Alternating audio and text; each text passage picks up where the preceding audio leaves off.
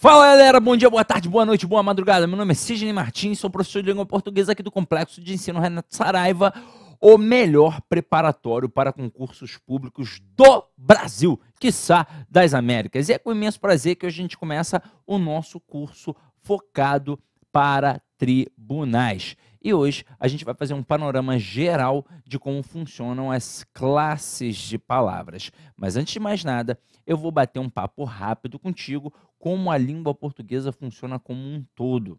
Normalmente, o aluno, o candidato, ele sente uma certa dificuldade com o ensino da língua portuguesa pelo mau hábito que a gente teve na escola, principalmente particular, pois a gente tinha uma mania de segregar o ensino. Então tinha um professor de gramática, um professor de interpretação e um professor de redação, como se fossem coisas completamente distintas.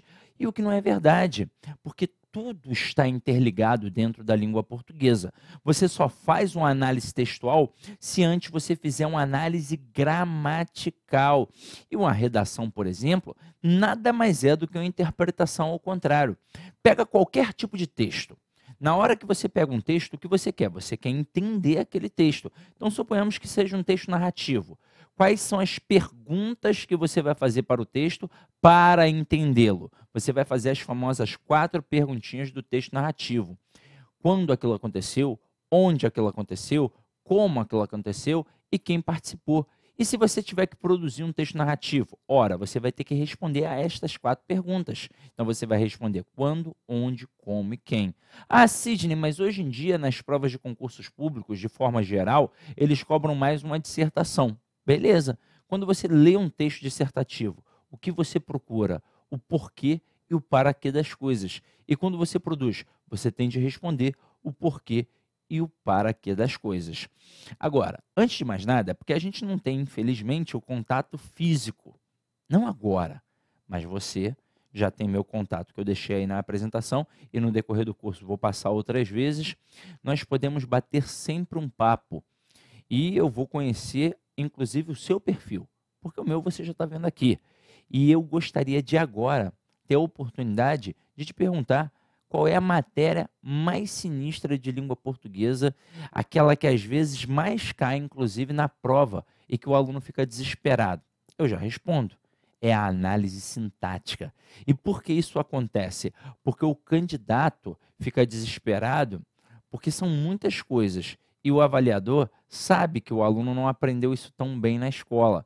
Então, normalmente, o cara coloca, por exemplo, um termo preposicionado. Ele sabe que muitos vão responder objeto indireto, pois se adaptou a fazer daquela forma na escola. Só que a nossa análise ela não é sintática apenas. Ela é, na verdade, morfossintática. Eu tenho que ver a quem o camarada está ligado morfologicamente para aí sim classificar sintaticamente. Tanto que um termo com preposição, dentre as opções, tem sempre pelo menos 2, o objeto indireto e o complemento nominal. E por quê? Porque essas 2 funções sempre possuem preposições. Mas se o aluno entender que o objeto indireto está ligado a um verbo, e detalhe, não é qualquer verbo, é um verbo transitivo indireto, e que o complemento nominal está ligado a um nome, isso já facilita a nossa vida.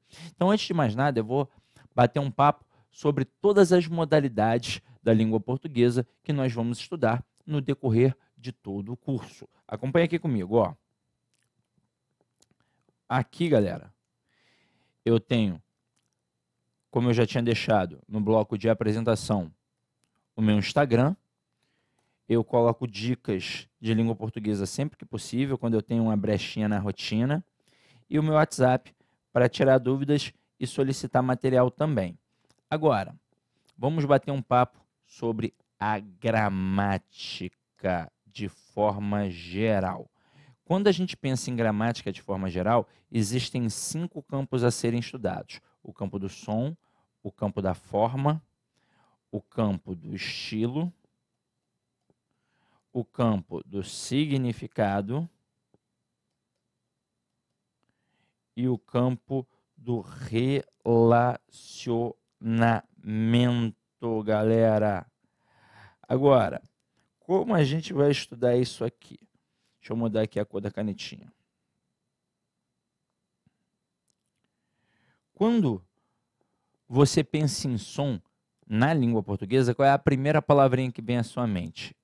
É o fonema. E quem é que estuda isso daqui? É a fonética. Então, a fonética é a modalidade da língua portuguesa responsável por estudar o campo do som. E quando a gente fala em fonética, numa prova de concurso público, na verdade, nós falamos em dois processos. Um, que é a questão da acentuação gráfica, que é uma aula que precisa de cuidado, são várias situações, algumas mudanças que aconteceram na nova reforma ortográfica, que em 2016 entrou em vigência. Então, a gente tem que ficar ligado nisso daí. Agora, existe também um outro aspecto que é bem mais simples, que é a identificação de letras e fonemas, respectivamente. Como isso cai numa prova, por exemplo? Dá uma olhadinha aqui comigo. Ó. Eu vou jogar aqui para uma outra página para não ficar poluído. Eu coloco a palavra árvore e pergunto quantas letras e quantos fonemas há, respectivamente, na palavra árvore. Letras é fácil, é só contar. Ó. 1, 2, 3, 4, 5, 6. Então, eu tenho 6 letras. Agora, será que eu tenho 6 fonemas? Eu só vou saber pronunciando a palavra. Então, olha só, a letra é a representação gráfica e o fonema é a representação sonora. Quando eu falo árvore, eu sinto todos os sons. Quer ver? Ó? Ar, som do A, som do R. Vô, som do V, som do O. Re, som do R, som do E. Então, temos 6 letras e também temos 6 fonemas. Porém, um avaliador que se preze gosta de colocar palavras em que os processos sejam distintos. E aí daí o cara coloca a palavra carro e a palavra táxi, por exemplo. Aí vamos agora para a palavra carro. Na palavra carro, você vai perceber que tem 1, 2, 3, 4, 5 letras. Então aqui, ó, 5 letras. Mas será que temos 5 fonemas? Não, pois eu não falo carorô, eu falo carro. Então, esses 2 R's têm um som de um R forte aqui, ó. Esses 2 R's têm um som de R forte. Então, apesar de termos 5 letras, nós temos 4 fonemas. E esse procedimento tem nome? Tem sim. O nome disso aqui é dígrafo. Etimologicamente falando, ó, di vem de 2, grafo vem de letra. Então, é quando eu tenho 2 letras e um único som. Agora, olha a palavra táxi. A palavra táxi, ela tem 1, 2, 3, 4 letras, mas ela não tem 4 fonemas. Eu não falo taxi, eu falo táxi. Então, aquele X ali tem som de KS. Olha só, esse X tem som de KS. Então, apesar de termos 4 letras, nós temos 5 fonemas. Esse procedimento aqui tem nome também? Tem. É o tal do dífono. Di vem de 2, fono vem de som. Então, aqui agora é quando eu tenho 2 sons e uma única letra. Então, ó, a diferença do dígrafo para o dífono. Dígrafo, 2 letras e um único som. Dífono, 2 sons e uma única letra. Agora, sejamos sinceros, isso é bem tranquilo. Até porque a parte de fonética era muito importante para nós quando éramos crianças. Naquela época, nós ainda estávamos no processo de aquisição da linguagem. Agora, é muito importante quando você vai aprender uma nova língua. Vai aprender um inglês, um francês, um espanhol, um italiano, um alemão. Aí sim, porque você precisa saber como se pronunciam as palavras. Quando um estrangeiro vem para o Brasil, ele também precisa aprender a fonética da língua portuguesa. Nós já dominamos basicamente. Então, outros conceitos são mais importantes. A morfologia, por exemplo, que a gente vai ver agora, essa sim é de suma importância. Então, acompanhe aqui comigo. Ó. Se ao falar de som, eu penso em fonema, ao falar de forma, eu penso num cara chamado morfema.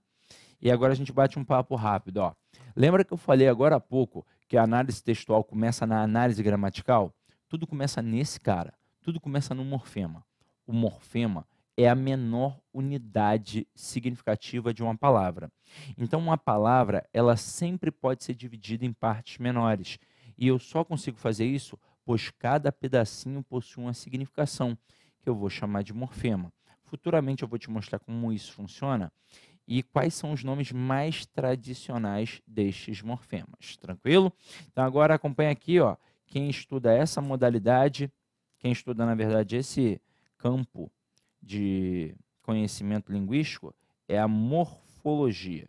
Então, a morfologia é a modalidade da gramática por estudar o campo da forma. E quando eu falo em morfologia, eu falo no processo de estrutura e formação das palavras e principalmente nas classes gramaticais. Agora há pouco eu comentei que a matéria que mais cai e mais difícil em provas de concurso público de forma geral é a análise sintática. E por quê? Porque ela não é sintática, ela na verdade é morfossintática. Então eu preciso ver a qual classe gramatical aquele elemento está ligado para aí sim conseguir classificá-lo sintaticamente. Então com isso eu consigo dizer que a morfologia é a base da língua portuguesa. É o coração da língua portuguesa. Enquanto eu não souber identificar uma classe gramatical, eu não sei nada. Eu só vou conseguir caminhar quando eu conseguir fazer isso. Ó, é um substantivo, é um adjetivo, é um numeral, é um verbo, é um pronome. A partir disso, tudo fica muito mais fácil. Enquanto tiver dificuldade, a coisa não vai andar. E é exatamente por este motivo que a nossa aula hoje, na nossa primeira aula, ela gira em torno das classes gramaticais, para que você tenha a base e consiga caminhar. Então vamos continuar aqui a nossa brincadeira. Ó. O próximo campo é o campo do estilo. E quem estuda isso é a estilística. A estilística é a modalidade da língua portuguesa mais complexa, pois ela é o elo entre a gramática e a literatura. Tudo que tem de paralelismo, tudo que tem de figuras, está imbuído ali. Mas você não vai fazer um vestibular de antigamente, até porque hoje é muito mais tranquilo. Você não vai fazer um vestibular de antigamente, você vai estudar para concurso público. Então, no final das contas, o avaliador da tua prova, ele não quer que você diga o estilo do Machado de Assis, o estilo do Guimarães Rosa. Claro que o conhecimento de mundo, para poder identificar uma ou outra traquinagem dentro de um texto, é extremamente importante. Porém, você nunca estudou isso a fundo, a não ser que você tenha feito uma excelente faculdade de letras, uma excelente faculdade de direito, ou talvez quando for estudar para magistratura, quando estudou oratória. Aí sim, você aprofundou um pouco a estilística. Caso contrário, você nunca aprofundou isso, principalmente para um concurso público. Então, os conhecimentos importantes que tem da estilística, já que a gente não vai estudar literatura, a gente joga para cá, para o campo do significado. Este sim, extremamente relevante. E quando eu penso em significado, eu penso em ideia, e isso me remete à palavra sema, que faz eu pensar em semântica. E por que eu falei sema como ideia? Pois etimologicamente é isso que significa. Só para você entender um pouco melhor, a gente pode pegar o sinal de trânsito, a palavra semáforo. O que significa a palavra semáforo? Sema significa ideia e foro significa levar. Então, ao pé da letra, a palavra semáforo significa levar uma ideia. Ora, que ideia, Sidney? Bem, se está verde, eu sigo. Se está amarelo, eu tenho atenção. E se está vermelho, eu paro. São as ideias apresentadas pelo semáforo. Mas isso aqui é muito importante para a gente, porque está diretamente ligado a um tópico do edital, que é o processo de compreensão e interpretação de textos. De vez em quando as bancas dão a inovada, aí vem com papo de intelecção e não sei o que lá, não sei o que lá, mas no final das contas é uma análise textual. Vai ter ali questão de compreensão e também terá a questão de interpretação, pois não são a mesma coisa, são processos completamente distintos. Eu vou te apresentar isso aqui agora rapidinho, ó. Quando você pensa nessa semântica, ela está diretamente ligada ao processo de compreensão e interpretação. compreensão, que são coisas completamente diferentes. Quando eu penso em compreensão, é aquilo que está dentro do texto. E quando eu penso em interpretação, é aquilo que vai além do texto. O comando muda completamente. Agora, vou aproveitar de cara para ir além do que é a língua portuguesa. Quando um candidato estuda há muito tempo, ele sabe quais são os procedimentos no dia da prova e também antes da prova. E ele usa estratégias que funcionam com ele. Eu uso isso porque isso funciona comigo. Agora, quando o candidato começa, ele não sabe muito bem o que fazer. E eu sempre dou algumas dicas para o aluno mandar melhor no dia da prova. Porque o negócio é o seguinte, não adianta somente saber o conteúdo. Você tem que ser um bom fazedor de provas. Já deve ter escutado isso em algum momento. Então, se você vai encarar uma prova e na prova tem redação, qual é a primeira coisa que você vai fazer, meu companheiro? É a redação. Você não pode deixar a redação lá para o final. Vai que de repente falte tempo. E aí você vai conseguir fazer uma redação em 30, 40 minutos? Você até vai, porém não conseguirá passar a limpo. E pode ter certeza que esse texto estará cheio de defeitos. Você vai fazer às pressas, você não vai conseguir passar a limpo, vai ter que fazer direto na folha definitiva e pode não ser muito bom. Então, o ideal é você começar pela redação, óbvio, fazendo ali na folha de rascunho. Terminou a redação, vai para a prova já. Não vai passar a limpo, não. Por que eu não vou passar a limpo o meu texto? Porque eu acabei de produzir, então ainda não deu tempo de eu me distanciar ao ponto de enxergar os próprios erros. Então eu deixo quieto ali e vou para a prova. E agora, eu vou começar pela prova de língua portuguesa? Depende. É a matéria que você mais domina? Então sim. Porque você não pode começar pela matéria que você menos domina. Isso pode ser um tiro no pé.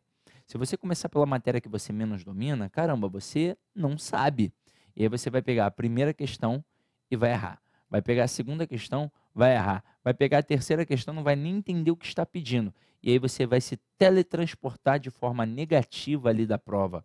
E você vai começar a pensar num verbo com um valor pejorativo, que é o verbo gastar. E aí você vai pensar assim, poxa, gastei tempo, gastei dinheiro, poderia ter comprado um carro diferente, poderia ter comprado uma casa, poderia ter feito um monte de coisa. E também vai pensar assim, poxa, deixei de estar com a minha família, churrascão, não foi ao casamento do meu primo, tudo isso. E aí naquele momento, infelizmente, você já perdeu a prova, porque você, já deu aquela baixada de bola e já era. E para piorar, se você deixou para o final a matéria que você mais sabe, que teoricamente você gabaritaria, você não vai conseguir gabaritar. Então, tudo foi errado. Agora, se você começar pela matéria que você mais sabe, o processo é diferente. Você vai pegar a primeira questão, vai acertar. Vai pegar a segunda questão, vai acertar. Vai pegar a terceira questão e vai se teletransportar também, só que agora de forma positiva. Vai trocar o verbo. Não vai ser mais o verbo gastar, e sim o verbo investir. Você vai pensar, valeu a pena ter investido tempo e dinheiro, porque tudo que eu estudei, de fato, está caindo. E agora, você segue a sequência e deixa para o final a matéria que você menos sabe.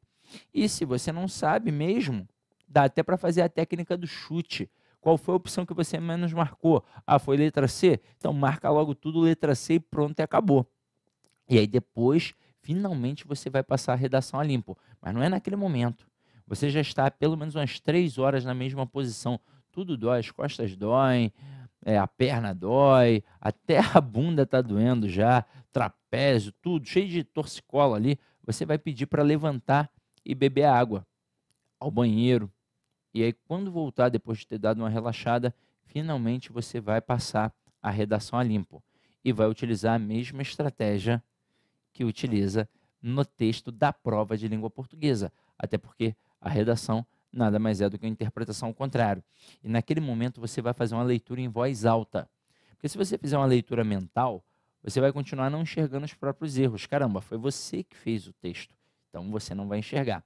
Se você fizer uma leitura em voz alta, você já começa percebendo que repetiu várias vezes o mesmo termo. E na fala, na oralidade, eu até posso repetir, não causa estranheza. Mas na escrita, se eu repito, eu demonstro pobreza de vocabulário. Então você vai começar a perceber que tem que trocar alguns termos e vai utilizar elementos coesivos, que você vai aprender, por exemplo, com Bezerra, mas eu já vou te dar alguns toques, obviamente, no decorrer das minhas aulas. E você vai perceber que algumas estruturas estão truncadas também. Às vezes é uma bobeira, uma palavra mal empregada, uma expressão mal empregada, uma vírgula mal empregada, um ponto mal empregado. E aí o que que eu faço? Eu reescrevo. É para isso que eu tenho que fazer primeiro no rascunho, para ter a oportunidade de melhorar o meu texto. E agora, finalmente, eu terminei a minha prova. Agora, e esse procedimento na língua portuguesa é o mesmo. Peguei lá minha prova de língua portuguesa, um texto com 40 linhas. O que o aluno normalmente faz? Uma leitura mental. E a leitura mental é extremamente dispersiva. Você já deve ter passado por isso. Pegou o texto, começou a leitura e na linha 7, linha 8, por aí, você já dispersa. Já não presta mais atenção no texto. Mas é a tal ponto que você começa a pensar no papagaio, no periquito, no feijão que deixou no fogo, na esposa, na namorada. É assim, começa a pensar num monte de coisas, mas continua a leitura na marra. Vai até o final, vai até a linha 40, mas chega lá e fica com a sensação horrorosa de não ter entendido o tema central do texto, a tal ponto que você não sabe se é de segurança pública, de política, de religião, é nesse nível. E aí você tem duas opções, ou você vai para a prova, ou você volta e faz uma segunda leitura do texto. O problema é quando você faz uma segunda leitura do texto e ainda assim ela é ineficiente. Então, isso pode acabar contigo, pode acabar com o teu psicológico. Então, qual é a dica que eu dou? Se você já fez essa leitura mental e não entendeu, vá logo para a prova e resolva as questões de gramática primeiro. Pois as questões de gramática dá para fazer sem ter entendido o texto. Pelo menos a totalidade. Aí você vai, obviamente, olhar os fragmentos ali da gramática e vai conseguir se virar. Agora, se você quer minimizar esse problema e de cara já entender o texto, você tem que fazer uma leitura em voz alta. Calma, calma que eu vou explicar. Não é nesse tom de voz que estou aqui, não. É apenas um leve balbuciar, pois assim você vai escutar a sua voz e obrigatoriamente vai ler mais devagar. Na hora que você faz uma leitura mais devagar, você presta atenção nas pausas e nas entonações do texto, consequentemente você compreende e interpreta melhor. Eu não sei se vocês sabem, mas o gago, ele só gagueja, pois pensa muito rápido e o aparelho fonador não acompanha. Então, por isso, a leitura mental é dispersiva. Então, acompanhe aqui comigo. Quando você pega uma questão de compreensão que te joga para dentro do texto,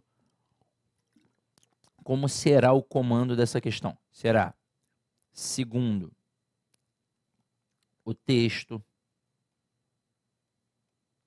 será de acordo com o texto. Pode ser que apareça simplesmente no texto ou na linha tal, no termo tal, no período tal, no parágrafo tal e por aí vai. Agora, se a questão fizer isso contigo, levante as mãos para os céus e agradeça a Deus, pois ela te direcionou e você tem que ser obediente ao comando dessa questão. Então, se a questão te mandou para a linha 5, você vai até a linha 5 e vai marcar o termo que está ali. E por que você vai fazer isso? Porque muito provavelmente a resposta da questão número 1 está ali no entorno da linha 5. E você precisa rabiscar a sua prova. Pois se você deixar a prova sem rabiscos, sem marcações, você vai ter dificuldade para procurar aqueles elementos. Então isso é um facilitador para a sua procura. Agora, e se a questão número 2 te mandar para a linha 13? Você vai até a linha 13 e vai marcar o termo ali mais uma vez, pois a resposta estará ali, ó, naquele entorno. E o que eu quero dizer com isso? Que para responder uma questão de compreensão, basta ter calma e atenção. Você vai achar, pois a resposta, ó, está dentro do texto. Agora, e quando é de interpretação? Aí o bicho pega, porque vai além do texto. O comando muda completamente. Agora vai ser infere-se que, vai ser deduz-se que, vai ser conclui-se que, vai ser interpreta-se que, e por aí vai. Agora, se eu estou falando que vai além do texto, eu estou falando, obviamente, de conhecimento de mundo. E quanto maior o teu conhecimento de mundo, maior a tua capacidade interpretativa. E, infelizmente, conhecimento de mundo não se aprende de uma hora para outra. Não é aqui no curso que você vai aprender. Até vai ampliar, mas, na verdade, conhecimento de mundo é a bagagem de uma vida inteira. Ou seja, tem que ter lido bons livros, tem que ter escutado boa música, tem que ter visto bons filmes. Idade conta. Uma pessoa de 40 anos é infinitamente mais experiente que uma pessoa de 20.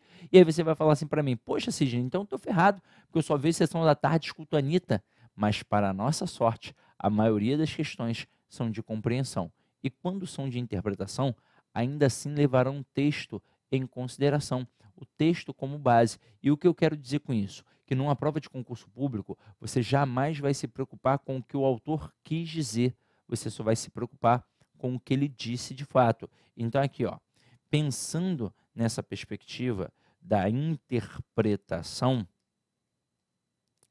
que vai levar em consideração o texto como base, saiba que só existem 3 possíveis erros de entendimento, 3 possíveis erros interpretativos. São os seguintes: o erro da redução, o erro da contradição e o erro da extrapolação. Vou fazer uma pequena analogia para que você entenda logo de cara como funcionam esses erros. Uma brincadeira aqui, ó. Encontrei ontem, lá na Praia da Barra, os professores Rodrigo Bezerra e Cristiano Sobral. Os dois estavam sentadinhos num quiosque, tomando uma cervejinha gelada, comendo um peixinho frito. O Cristiano Sobral estava de sunguinha amarela e o Rodrigo Bezerra de sunguinha branca. O que você interpreta a partir disso? Calma. É só uma brincadeira, mas vamos entender aqui agora. Ó. O que seria o erro de redução neste pequeno texto? Seria dizer que o tema central do texto é a cerveja. E não tem como. Afinal de contas, a cerveja foi apenas um elemento do texto. Então, a questão de redução é quando ela reduz demais algo do texto. Qual seria a questão de contradição nesse momento? Seria dizer que Rodrigo Bezerra e Cristiano Sobral são inimigos. Poxa, também não tem como. Eles estão na beira da praia, batendo um papo, tomando uma cerveja gelada, com trajes de banho. Eles podem ser qualquer coisa menos inimigos. Agora adivinha, essa questão é perigosa. Porque se a sua leitura é desatenta, pode ser que você não perceba a troca de amigo por inimigo. E os avaliadores, eles são extremamente espertos quanto a isso. O cara te pergunta o que é incorreto em relação ao texto e ele faz parecer aquela opção a mais correta do mundo, porque ele faz quase um Ctrl+C e um Ctrl+V do texto. Então ele pega ali um trecho com 4 linhas do texto e as 3 primeiras linhas são iguais. Aí o teu cérebro faz o quê? Ele preenche a 4ª linha, quando na verdade, quando isso acontece, ele preenche igual o que está no texto, porque você acabou de ler. Então tem que tomar muito cuidado. Inclusive a leitura das questões, de preferência também em voz alta. E isso não só em língua portuguesa, faça também na parte jurídica, porque vai te auxiliar. A leitura, uma boa leitura da parte jurídica faz você resolver várias questões e você sabe muito bem que isso acontece. Agora, e o que seria o erro de extrapolação? Seria dizer que Rodrigo Bezerra e Cristiano Sobral têm um caso, que eles são namorados. Aí eu vou dizer não. E aí você vai falar assim para mim, mas Sidney, não é possível? Eles não poderiam ser? Até poderiam ser, mas nós só descobriríamos num outro momento do texto. Neste momento agora, é impossível, pois eu nada mencionei sobre a sexualidade deles. Então não posso inferir, deduzir que são 2 namorados. O que eu posso, dentro dessa perspectiva, deste exemplo que eu acabei de apresentar em relação à compreensão e à interpretação. Dentro da compreensão, eu posso entender que são 2 homens conversando. E dentro da interpretação, eu posso inferir, deduzir que são dois amigos conversando. Então, a compreensão que está dentro do texto. Interpretação é o que vai um pouquinho além, que eu resolvo de acordo com o meu conhecimento de mundo. Agora, voltando aqui, ó. Para finalizar, nós vamos falar em relação ao campo do relacionamento, e quem estuda isso é a função, ó, pensei em relacionamento, pensei em função sintática. Quem estuda isso daqui é a modalidade da sintaxe. E com som de 2 S's mesmo, tá? Por que sintaxe e não sintaxe, como algumas pessoas falam? Porque esse termo já existe há muito tempo. É um termo da estrutura militar. É a famosa reunião de grupamento para definir quem vai cuidar do material bélico, quem vai cuidar da cozinha, quem vai cuidar da arrumação dos quartos. E aí pensa comigo, o que é uma reunião? É um intervalo de tempo para as pessoas se relacionarem. Então, nada mais justo que chamar de sintaxe a modalidade que estuda o campo do relacionamento. Até porque a minha análise nunca é sintática, ela é sempre morfossintática. Eu preciso ver a quem o cara está ligado morfologicamente para aí sim classificar sintaticamente. E dentro desses 5 processos, dentro dessas 5 modalidades, 3 são extremamente importantes para mim. Ó. Acompanha. A morfologia, que é a base da língua portuguesa. Enquanto eu não souber morfologia, eu não sei nada. A semântica, que está diretamente ligada ao processo de análise textual, e a sintaxe, que é a matéria que mais derruba os candidatos no concurso público. Detalhe, meus amores, o cara vem na tua prova e coloca assim, ó, João quebrou uma cadeira. Aí esse avaliador destaca a palavra João e pergunta qual é a função sintática. Aí na letra A, o cara coloca sujeito. Aí certo, função sintática. Mas e se ele tentar fazer uma brincadeira? Se ele nesse momento tentar testar não o teu conhecimento, mas a tua atenção, ele não vai mais falar de análise sintática, ele vai falar de análise morfológica. Ele vai perguntar qual é a função morfológica de João. Só que na letra A ele também vai colocar o quê? Sujeito. Aí o aluno que está ali nervoso, tenso, desatento, ele pensa assim, ué, foi o João que quebrou a cadeira. Então, de fato, o João é o sujeito. Mas ele não pediu a função sintática, ele pediu a função morfológica. Morfologicamente, João é um substantivo. E sintaticamente, João é um sujeito. E dentro dessa perspectiva, gente, existem 3 funções que o cara pode cobrar. Ele pode colocar na prova função ou valor.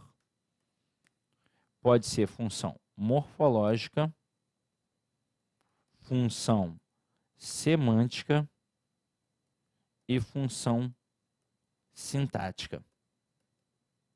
Muitos candidatos têm dificuldade com isso aqui, mas isso é bem tranquilo, ó, gente. Quando o cara pede a função morfológica, ele quer saber quais são as classes gramaticais. Então, quer saber se é substantivo, se é adjetivo, numeral, pronome, por aí vai. Quando pede a função semântica, aí não adianta, tem N possibilidades. Ele quer saber o sentido, e cada texto é um texto. E quando ele pede a função sintática, ele quer saber sobre os termos da oração. Se é sujeito, se é predicado, objeto direto, objeto indireto, adjunta adverbial, adjunta adnominal, aí o aluno se desespera. Só que isso daqui, gente, compete a 100% da análise textual que algum avaliador possa fazer. Mas isso aqui, ó, a classe gramatical corresponde a 70%. E o que eu quero dizer com isso e frisar? Se você identificar bem uma classe gramatical, você vai mandar bem na língua portuguesa. Enquanto você não conseguir identificar bem, você vai ter muita dificuldade. E é por isso que a partir de agora, no nosso próximo bloco, a gente já começa a estudar as classes de palavras, as classes gramaticais. Tranquilo? Então até daqui a pouco. Tchau, tchau.